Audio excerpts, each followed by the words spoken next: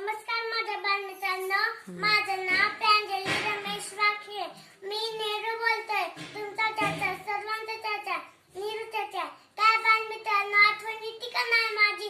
आज मी तुमच्याशी भरभरून बोलणार